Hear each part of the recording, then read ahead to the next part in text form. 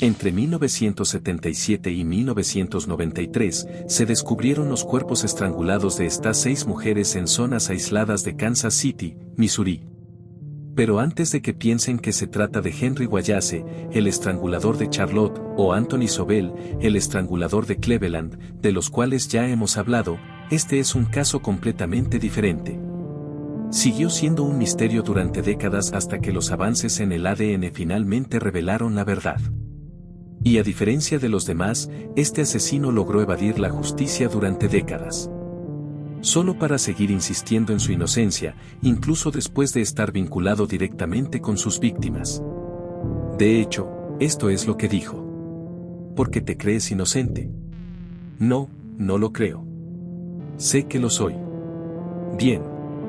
Y esto es lo que sus compañeros dicen de él. Siempre estaba dispuesto a ayudar o feliz de hacerlo. Y nunca se quejó. Simplemente hizo su trabajo y lo hizo con una sonrisa. Hola detectives. ¿Recuerda contarnos qué teorías tienen? ¿Han logrado descifrar alguna pista que se nos haya escapado? ¿Logran entender la mente de estos criminales? No olviden suscribirse para dejar sus pistas y opiniones, su voz es clave en esta investigación. Continuemos. Lo hemos oído una y otra vez.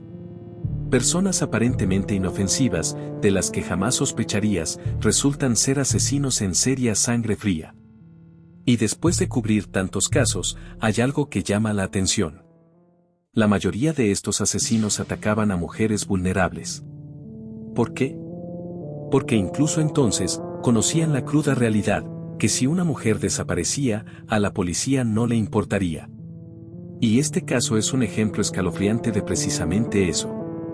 Todo comenzó con Stacey L. Spofford, una joven de 17 años que se había escapado de casa y trataba de sobrevivir en las calles de Kansas City. Su cuerpo fue encontrado el 17 de abril de 1977, boca abajo en un terreno baldío. La autopsia confirmó que había sido estrangulada. Su madre, Georgine Spofford, nunca se recuperó de la pérdida y finalmente falleció por intoxicación etílica, aferrándose a la creencia de que volvería a ver a su hija en el cielo. Luego llegó Gwendolyn Kissine, la más joven de las víctimas. Con tan solo 15 años, fue encontrada el 23 de enero de 1980. Su cuerpo quedó abandonado en un edificio con alambre alrededor del cuello y las muñecas. Había trabajado como prostituta y su padre había denunciado su desaparición apenas un día antes, aunque no la había visto en más de una semana. Su muerte, al igual que las demás, se calificó como estrangulamiento. Margaret J. Miller, otra joven de 17 años, fue encontrada el 9 de mayo de 1982 en un campo abierto por un adolescente que se dirigía a la casa de su abuela. Había estado trabajando en la avenida Trustee, cuando la policía la encontró, faltaban algunas de sus pertenencias. La causa de la muerte fue estrangulación. Catherine M. Berry era diferente. No era una prostituta, sino una mujer que luchaba contra una enfermedad mental. Tras el nacimiento de su tercer hijo, vivió en la calle, aceptando que desconocidos la llevaran en coche el 14 de marzo de 1986. Su cuerpo fue descubierto en un edificio abandonado, cubierto de hojas, con una media de nylon alrededor del cuello. Ella también había sido estrangulada. Naomi Kelly era una madre soltera de 23 años que intentaba cambiar su vida. Había estado estudiando negocios y criando a 2 hijos. Pero el 16 de agosto de 1986, la encontraron en un parque abandonado, con una toalla atada al cuello y la cara. La autopsia confirmó estrangulación. Debbie Blevins, de 32 años, fue encontrada desnuda, salvo por sus calcetines rosas, el 27 de noviembre de 1986. Su cuerpo había sido arrojado frente a una iglesia tras caer en la drogadicción. Dejó a una hija de 9 años. ¿La causa de su muerte? Estrangulamiento. Ann Barnes tenía 36 años cuando su cuerpo fue descubierto cerca del centro de Kansas City el 17 de abril de 1987, exactamente 10 años después de esta C.I.L. Encontraron a Spofford. Había trabajado como empleada doméstica y bailarina exótica, pero también se dedicaba a la prostitución. Al igual que las demás, había sido estrangulada. Kelly Ford tenía solo 20 años cuando fue encontrada en el Parque Roanoke el 9 de junio de 1987. Se había mudado a Kansas City después de la escuela secundaria, con la esperanza de una vida mejor. Pero ella también fue estrangulada y abandonada. Angela M. Mayhew, de 19 años, fue encontrada boca abajo al borde de la carretera el 12 de septiembre de 1987. Había sido estrangulada y la policía posteriormente encontró pelos en su suéter que relacionaron su muerte con las demás. Celia Ingold, de 36 años, fue encontrada dentro de una camioneta frente a un taller mecánico el 3 de noviembre de 1987. Le faltaban sus anillos y la causa de su muerte fue, una vez más, estrangulación. Carmeline E. Reeves, de 30 años, fue encontrada en un estacionamiento el 19 de diciembre de 1987. Había sido estrangulada y abandonada como tantas otras. Connie Lucer, de 29 años, fue encontrada tendida en un ventisquero el 11 de enero de 1993. Tenía un cordón de zapato enrollado en el cuello.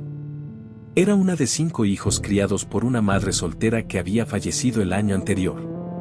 Una a una, las mujeres fueron apareciendo, agredidas, estranguladas y dadas por muertas. Los patrones les gritaban a la policía, pero de alguna manera nadie ataba las piezas. Y si crees que eso es lo peor, no tienes ni idea. Hubo más víctimas, muchísimas más. Pero aquí viene lo que te hará hervir la sangre. El responsable fue arrestado varias veces por agresión. Y cada vez, salía libre. Si el sistema hubiera hecho su trabajo, estas mujeres podrían seguir vivas. Pero no fue así. Y el hombre detrás de esta pesadilla, Lorenzo Hilliard, el estrangulador del basurero. Pero esto es lo que la hace aún más aterradora. Lorenzo Hilliard no era un tipo siniestro acechando en las sombras. No. Era la última persona de la que sospecharías. Un camionero de basura muy trabajador que ascendió hasta la gerencia. Un tipo con una sonrisa amable, un trabajo estable y compañeros que juraban que era una de las personas más amables del mundo. Y eso, precisamente, es lo aterrador. Porque la historia ha demostrado una y otra vez que los asesinos más peligrosos no son los que se esconden en la oscuridad. Son los que se esconden a plena vista. Nacido y criado en Kansas City, Missouri, Lorenzo fue uno de 5 hermanos. Desde niño, su naturaleza agresiva era evidente. En la escuela, practicaba deportes con sus hermanos. Pero su tamaño, superior al promedio, lo hacía intimidante. Y no solo usaba su fuerza en el campo. Tenía fama de acosar a los niños más pequeños. Su falta de disciplina, sus malas notas y sus constantes faltas a la escuela lo llevaron a abandonar la escuela antes de llegar al 10º grado. A mediados de los 60, conoció a una joven llamada Rena Hill, y rápidamente se convirtieron en pareja. Su relación dio un giro radical cuando Rena quedó embarazada, y el 20 de noviembre de 1968 se casaron. Pero casarse no cambió las tendencias violentas de Lorenzo. Al contrario, se sumió aún más en la delincuencia y comenzó a mostrar comportamientos perturbadores hacia las mujeres. En enero de 1969, fue arrestado por agredir y tocar sexualmente a una joven conocida. Sin embargo, fue liberado tras lo que las autoridades llamaron un acuerdo de reconciliación, en el que la víctima se retractó de su declaración tras las disculpas de Lorenzo. Pero una disculpa no le impediría agredir a más mujeres. Para colmo de horrores, su historia familiar era igualmente inquietante. En 1970, su propio padre, Lorenzo Hilliard Sr., fue condenado por violación. Tan solo 2 años después, Lorenzo Jr. volvió a meterse en problemas, esta vez por violar y agredir sexualmente a otra mujer. Ella, valientemente, lo identificó en una rueda de reconocimiento policial, alegando que la había estrangulado hasta dejarla inconsciente. Pero, de alguna manera, las autoridades decidieron que su testimonio no era lo suficientemente sólido y retiraron los cargos. Esa simple decisión de dejarlo en libertad resultó ser un error catastrófico. En 1973, la naturaleza violenta de Lorenzo no solo aterrorizaba a desconocidos. Estaba destruyendo su propio hogar. Ese año, fue arrestado por agredir física y sexualmente a su esposa, quien valientemente le contó a la policía que la había estado maltratando durante todo su matrimonio. Pero, como era de esperar, cuando una mujer negra es la víctima, la justicia no se hacía esperar. En lugar de consecuencias reales, sin prisión ni castigo permanente, Lorenzo salió con solo una multa y el divorcio. Así, sin más, libre para volver a empezar. Este hombre era más que despreciable. No solo maltrataba a su esposa, sino que también era agresivo con otras mujeres en público. Y lo peor es que la policía no hizo absolutamente nada. En febrero de 1974, fue arrestado de nuevo. Esta vez por atacar a una bailarina exótica de 25 años. Ella lo identificó en una rueda de reconocimiento, pero, al igual que antes, los cargos se retiraron mágicamente gracias a un supuesto acuerdo de reconciliación. Y tan solo 5 meses después, lo volvió a hacer.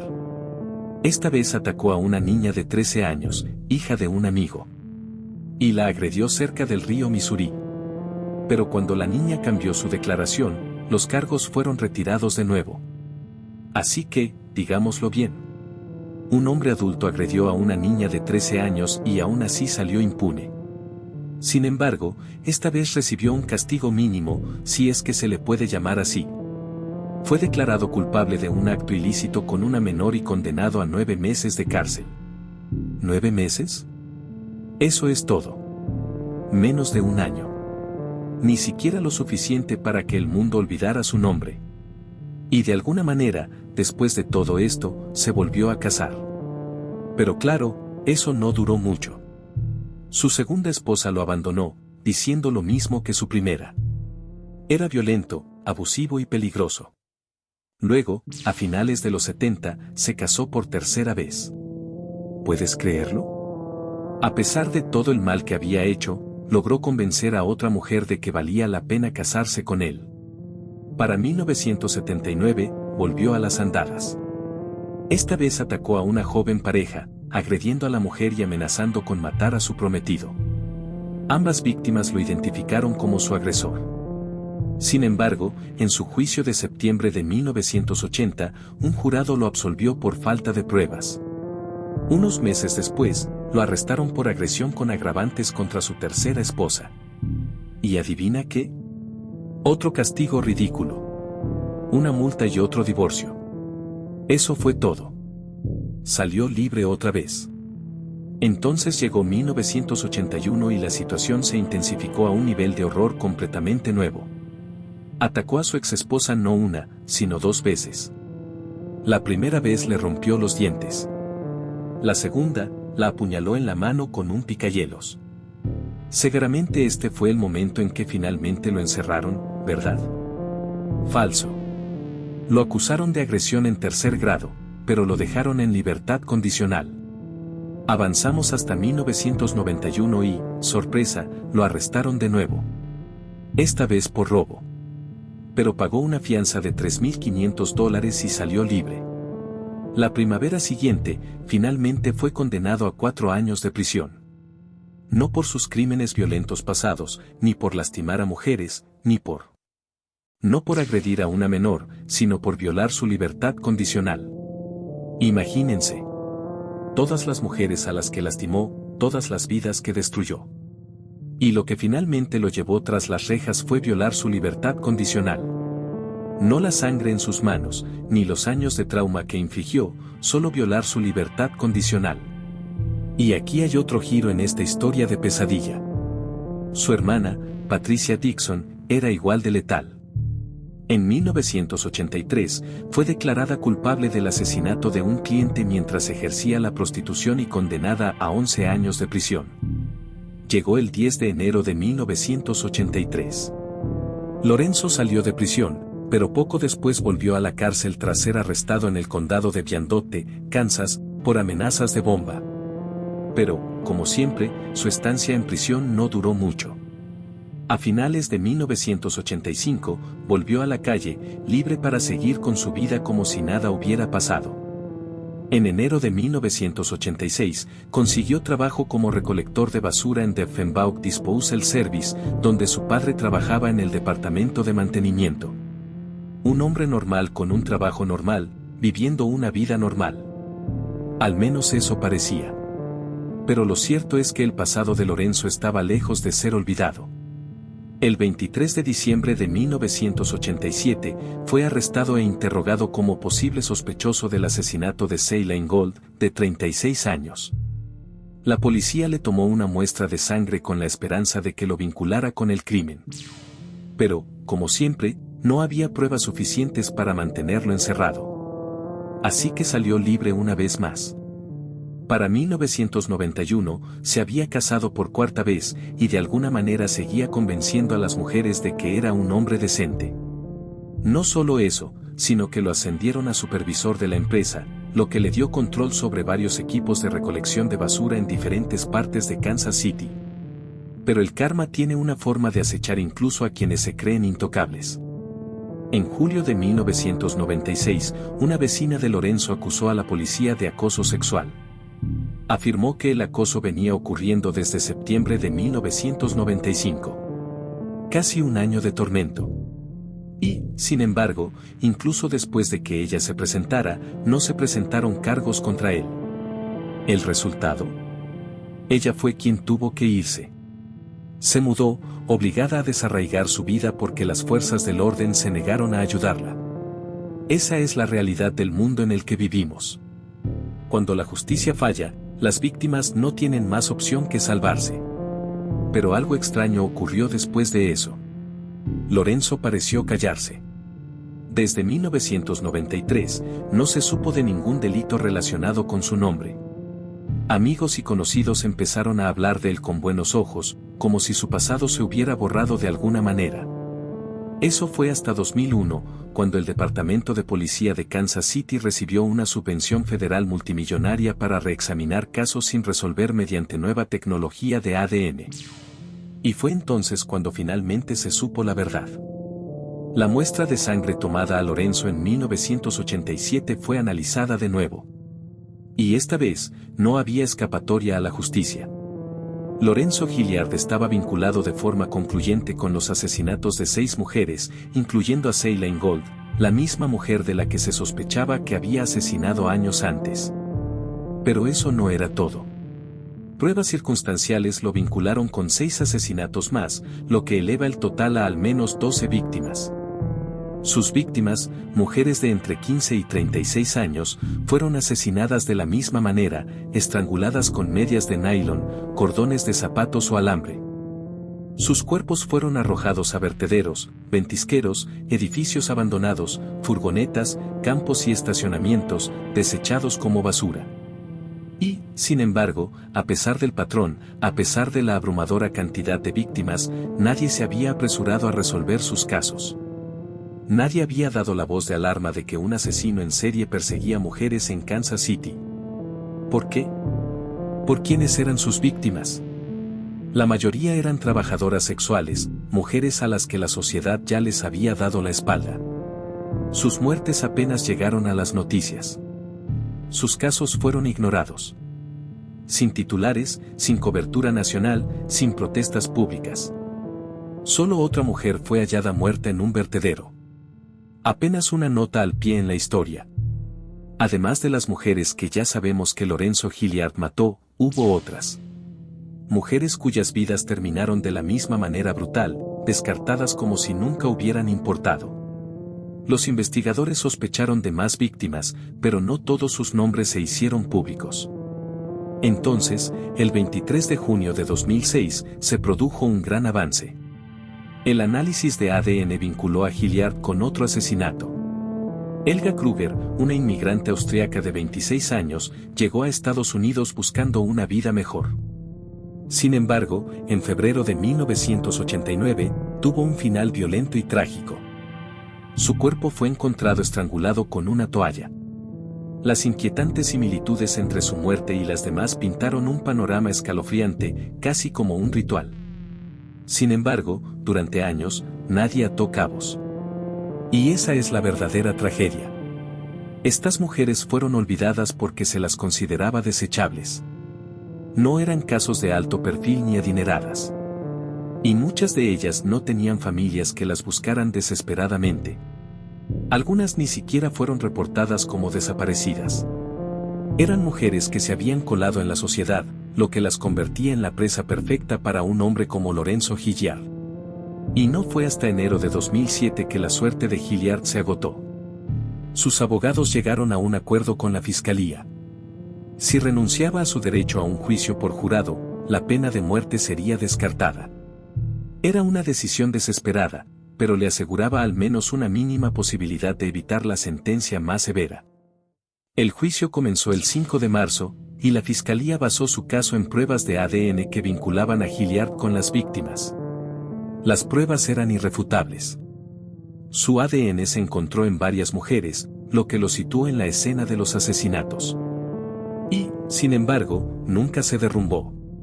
Todas las víctimas tenían algo en común. Todas fueron encontradas en lugares aislados.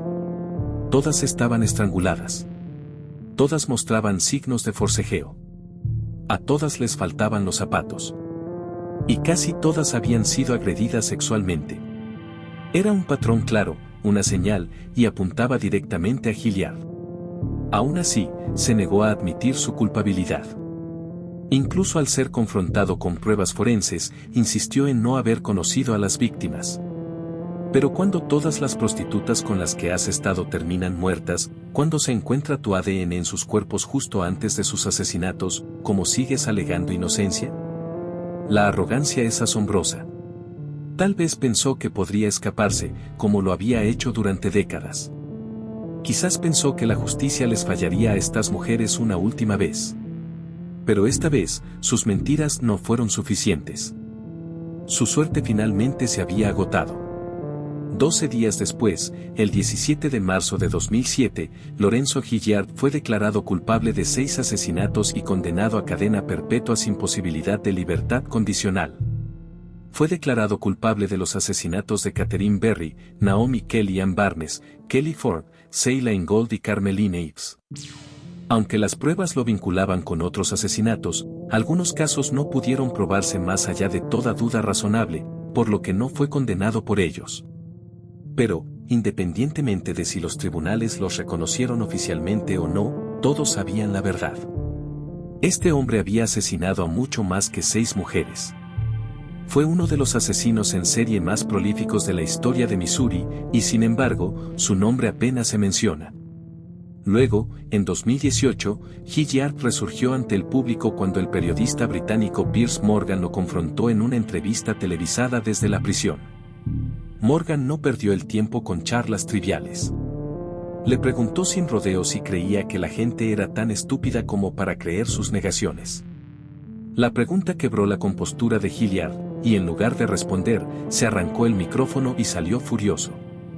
Incluso ahora, a sus 70 años y cumpliendo múltiples cadenas perpetuas, se niega a admitir lo que hizo. Todavía se aferra a las mentiras que le permitieron matar durante tanto tiempo. ¿Cuál fue tu defensa en el tribunal? La verdad es que no lo sé. Solo estuve allí. ¿No tienes idea de cuál fue tu defensa? No. Leí que te acusaron de matar a 13 mujeres por estrangulamiento, ¿y no tienes ni idea de cuál fue tu defensa? ¿Crees que soy idiota, Lorenzo? ¿Te parezco idiota? ¿Puedo volver? Este caso es un brutal recordatorio de la facilidad con la que se ignora a algunas víctimas. Estas mujeres fueron abandonadas en vida y olvidadas en la muerte. Y por eso es importante recordarlas.